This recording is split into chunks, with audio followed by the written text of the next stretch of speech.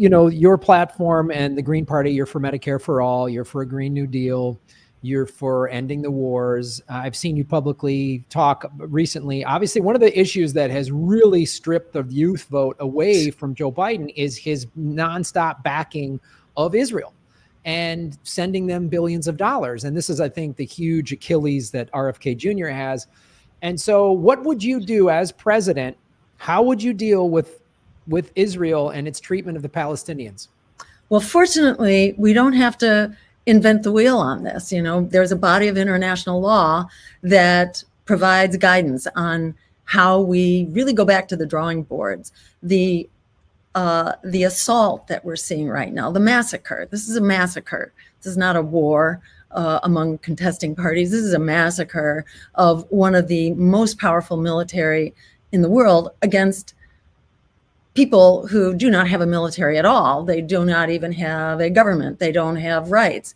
The history of this area speaks volumes. Palestine was essentially, the creation of wheeling and dealing behind closed doors at the end of the First World War, which left Palestine very vulnerable to being managed and having this mandate inflicted on them that said, hey, we're going to give away half your country.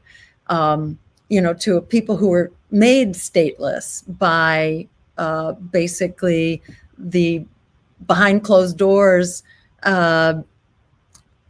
decisions of great powers coming out of the First World War, going way back. But it's remained that way ever since. And, so from the get-go, unfortunately, Israel has been predicated on ethnic cleansing and what some would say are fairly genocidal intentions from the start.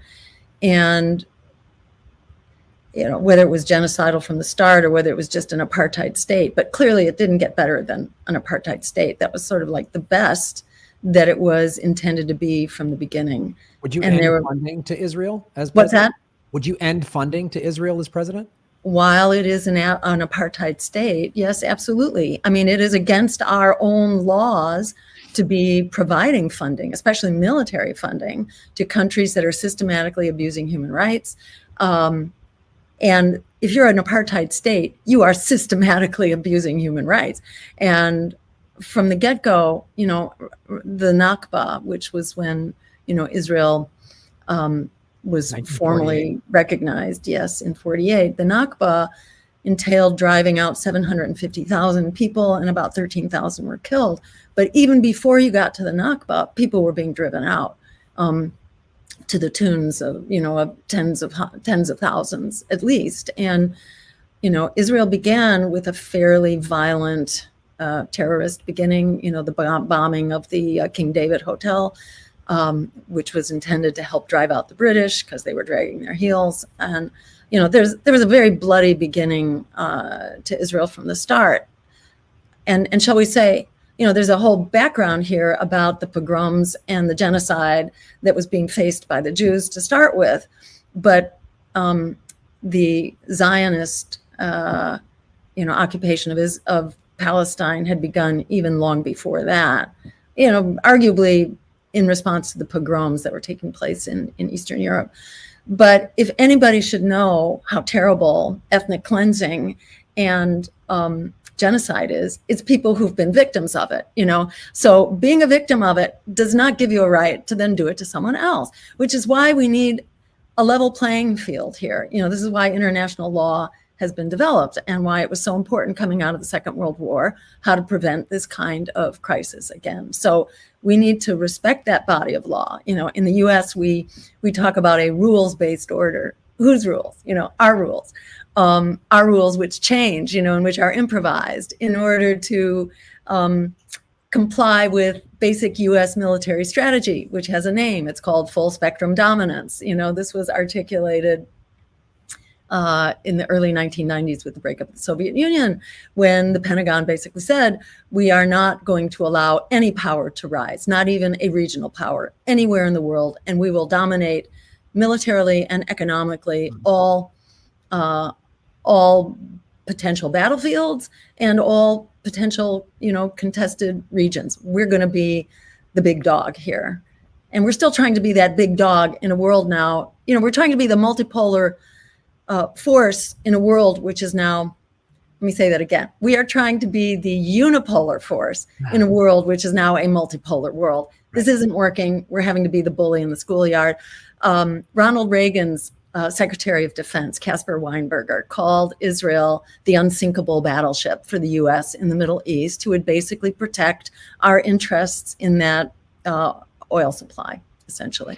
And it remains that. And this is not how we build a world that works for all of us. This is what takes us to nuclear war. And we are kind of butting up against that possibility in 3 areas now around the world. And both parties see eye to eye on this. This is where they have no problem cooperating for Wall Street and for war profiteers. So this is not where the American people are. The American people understand that this is devastating to us, that this is draining us economically, and this is putting us all in the crosshairs of potentially nuclear war. We need a foreign policy that's based on international law, human rights, and diplomacy. We don't have that right now. And as you say, this is a really hot issue among people who have their eyes open, among people who are not bought and paid for by the duopoly. And people are waking up. This is a huge wake up moment, especially seeing genocide broadcast, on your computer screen, on TV and cable every day. It's horrific. It is absolutely, it's probably one of the most horrific things we have seen, the most horrific thing that we have actually seen. Not that there aren't other terrible things going on. There certainly are, like in Congo and so on. But this one we're seeing like really up close and personal.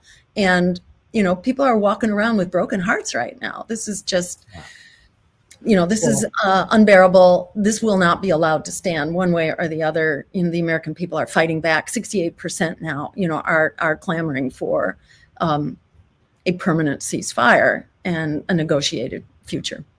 Yeah, and it's what our relentless backing of Israel, who's clearly wrong, and it's like we're on the wrong side of history here, and it's you talk about the global implications of this. I mean, China and Russia. I mean, we're well. First of all, there's so many things at play here that America, in my opinion, is just doing wrong. So what we're doing and just giving never-ending war to Ukraine, we helped create that situation. Not that I'm in favor of what Putin did, but I get it. He doesn't want nukes on his border. He doesn't want neo-Nazi organizations on his border.